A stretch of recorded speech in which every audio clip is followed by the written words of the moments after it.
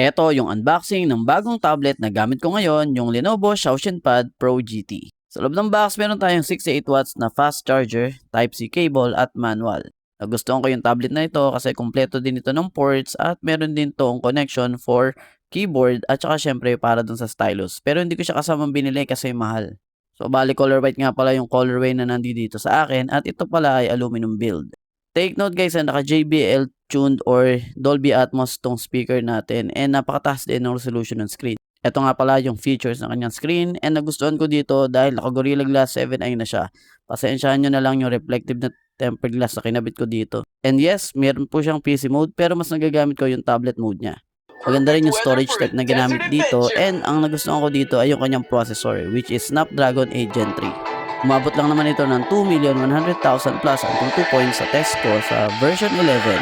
And lahat ng mga halos ng games na ilagay nyo dito ay kaya-kanyang patakbuhin in the highest setting. Ito na yung pinakamura pero pinakamalakas na tablet under 15,000 na nakita ko.